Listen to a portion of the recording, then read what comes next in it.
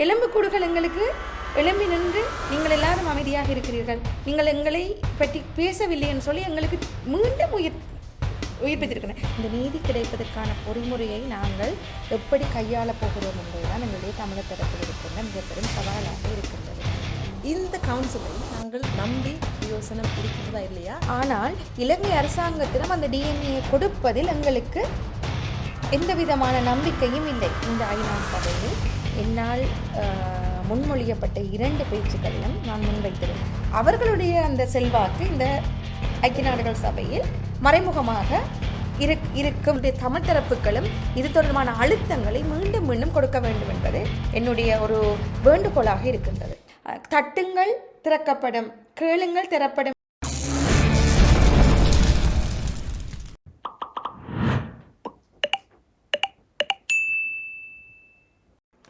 அனைவருக்கும் வணக்கம். இன்று என்னோடு 60வது கூட்டத்தொடரில் இணைந்து கொடுக்கிறார் வைஷ்ணவி சண்முகநாதன். இவர் ஒரு சட்டத்தரணி. வணக்கம் வைஷ்ணவி.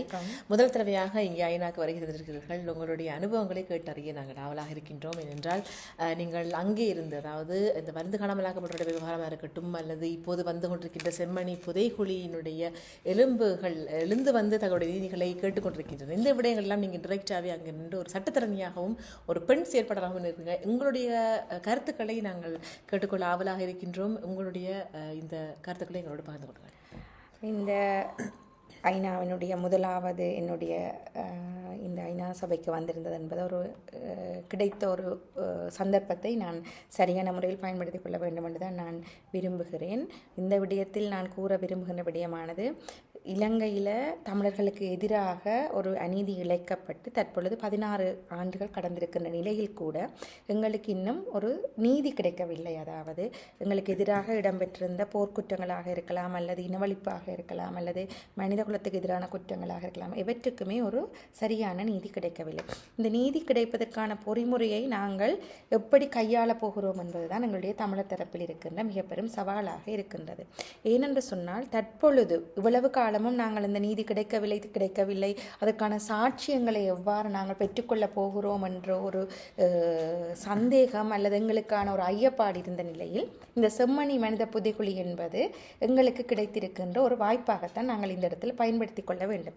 ஆகவே அந்த விடயத்தினை இந்த ஐநா சபையில் என்னால் முன்மொழியப்பட்ட 2 பேச்சுக்களிலும் நான் முன்வைத்திருந்தேன். எனக்கு ஐட்டம் 8க்குள்ளாலையும் ஐட்டம் 9க்குள்ளாலையும் எனக்கான அந்த சந்தர்ப்பம் கிடைத்திருந்தது. அது ஒரு மிகப்பெரிய வாய்ப்பாக நான் கருதுகின்றேன்.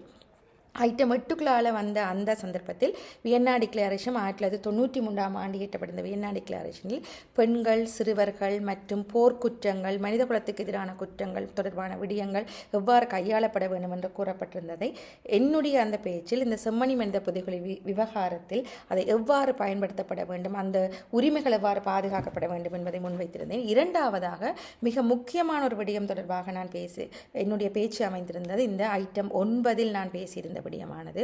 இந்த 16 வருட காலமாக வலிந்து காணாமலாக்கப்பட்டோர் அல்லது காணாமலாக்கப்பட்டோர்களை தேடிக்கொண்டிருக்கின்ற இந்த உறவுகள் அவர்களுடைய தாய் தந்தையர்களுக்கு வயது போய்கொண்டிருக்கின்றது, அல்லது அவர்களுடைய உறவுகளுக்கு வயது போய்கொண்டிருக்கின்ற பொழுது அவர்களின் எடுக்கப்படுகின்ற இந்த எலும்புக்கூடுகளை நாங்கள் ஒரு சாட்சியமாக மாற்றுகின்ற பட்சத்தில் அவர்களுடைய டிஎன்ஏக்கள் எங்களுக்கு முக்கியமானதாக இருக்க வேண்டும்.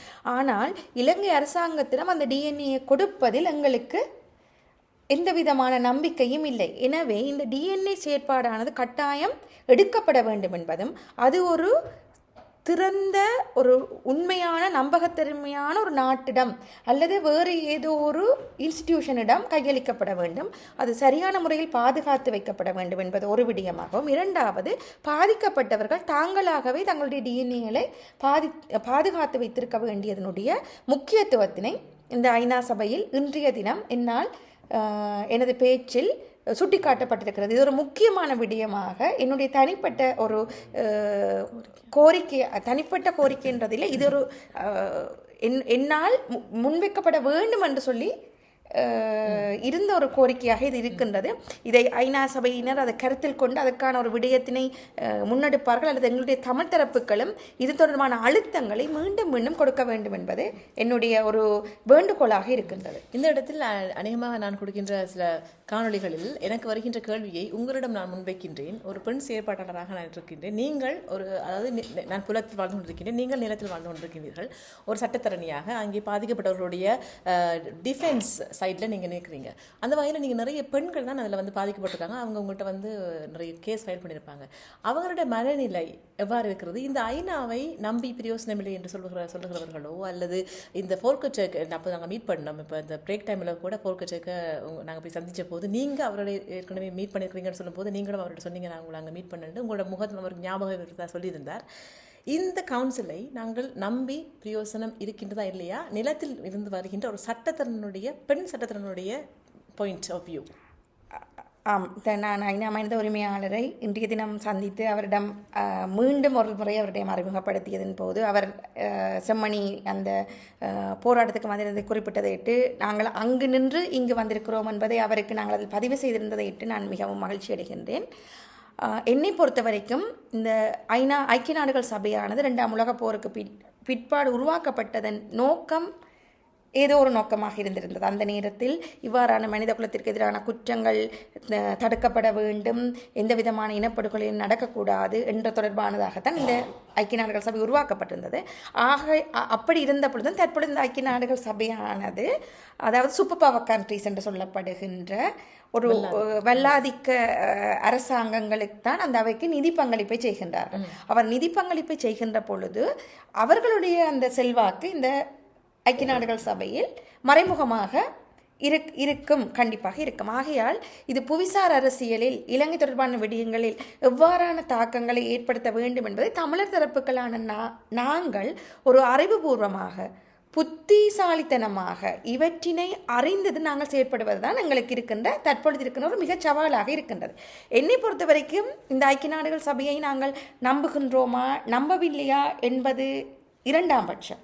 ஆனால் எங்களுடைய குரல்களை எந்த உயரம் வரைக்கும் நாங்கள் கொண்டு செல்ல வேண்டும், எங்களுக்கான அந்த டிமாண்ட்ஸ் அல்லது எங்களுக்கு எது தேவை என்பதை நாங்கள் கேட்கின்ற பட்சத்தில் தான் எங்களுக்கு அது கிடைக்கும் என்பதுதான் என்னுடைய ஒரு வாதமாக இருக்கின்றது. ஆகையால் தட்டுங்கள் திறக்கப்படும், கேளுங்கள் திறப்படும் என்பது சொல்வது மாதிரி நாங்கள் கேட்டுக்கொண்டே இருக்க வேண்டும், தட்டிக்கொண்டே இருக்க வேண்டும், போராடி கொண்டே இருக்க வேண்டும் எங்களுடைய உரிமைகளுக்காக.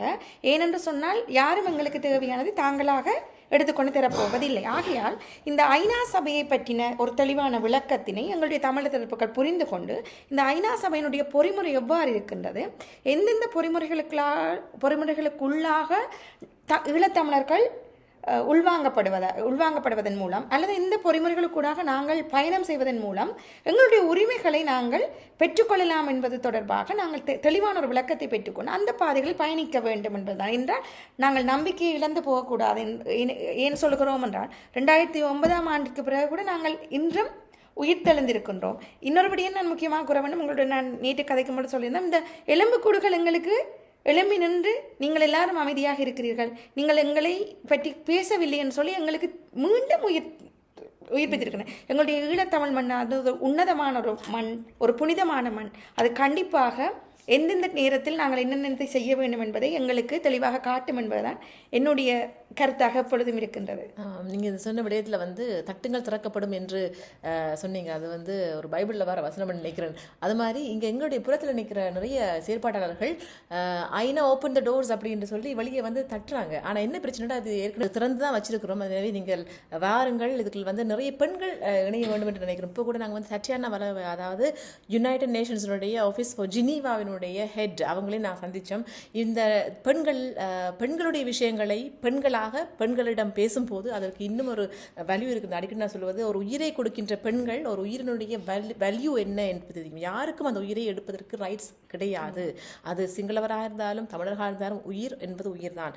இந்த அந்த மனித புதைகளுக்குள் இருந்து வருகின்றவர் கிருஷாந்தியிலிருந்து இன்றைக்கு கண்டெடுக்கப்பட்ட அந்த 8 வயது சிறுவனுடைய உடலம் வரை தங்களுடைய நீதிகளை நாங்கள் தவறும் பட்சத்தில் அவர்களே எழுந்து வந்து கேட்டுக்கொண்டிருக்கின்றார்கள் என்பது ஒரு அவலமான நிலையாக இருக்கின்றது.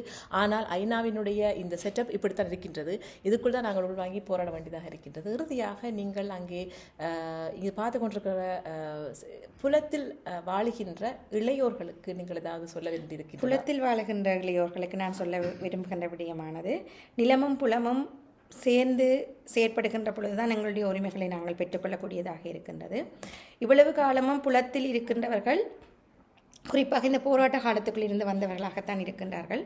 தற்பொழுது புலத்தில் இருக்கின்றவர்கள் அதற்கு அடுத்த ஒரு இளம் தலைமுறையினராக இருக்கிறார்கள். ஆகையால் நிலத்தில் இருக்கின்ற இளைஞர்களுக்கும் புலத்தில் இருக்கின்ற இளைஞர்களுக்கும் ஒரு உறவு பாலமானது கட்டாயம் இருக்கின்ற பட்சத்தில் தான் எங்களுடைய இந்த விடுதலை ஆனது, எங்களுடைய இனத்திற்கான விடுதலையானது தற்பொழுது உடனடியாக முடிந்துவிடப் போகின்ற ஒரு கதையாக இருக்கப் போவதல்ல. அது ஒரு நீண்டகால பயணமாகத்தான் இருக்கப் போகின்றது. ஆகையால் நிலத்தில் இருப்பவர்களும் புலத்தில் இருப்பவர்களும் இணைந்து பயணிப்பதன் மூலமாகத்தான் அதனை வென்றெடுக்க முடியும்.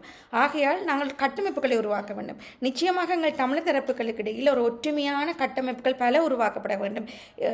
பொருளாதாரமாக இருக்கலாம், கல்வியாக இருக்கலாம், அல்லது எங்களுடைய உரிமை போராட்டமாக இருக்கலாம். எல்லாவற்றுக்குமான ஒரு உறவு பாலமானது நிலத்துக்கும் புலத்துக்கும் இடையிலே நாங்கள் ஏற்படுத்த வேண்டும். ஆகையால் புலத்தில் இருக்கின்ற இளைஞர்கள் நிலத்தில் இருக்கின்ற இளைஞர்களுடன் இனிவர்ற காலத்திலும் இணைந்து செயற்பட வேண்டும். எங்களுடைய வரலாறுகளை அவர்களுக்கு கடத்தப்பட வேண்டும். எங்களுடைய அடையாளங்கள் கடத்தப்பட வேண்டும். நாங்கள் எதிர்காலத்திலும் இணைந்து எங்களுடைய விடுதலைக்காக நாங்கள் செயற்பட வேண்டும் என்பதுதான் நான் புலத்தில் இருக்கிற இளைஞர்களுக்கு முன்வைக்கின்ற ஒரு மிகப்பெரிய ஒரு வேண்டுகோளாக இருக்கின்றது. வைஷ்ணவி சண்முகநாதன் அவர்களோடு விடைபெறுகின்றேன். இன்னொரு காணொளி சந்திப்போம். நன்றி வைஷ்ணவி. நன்றி.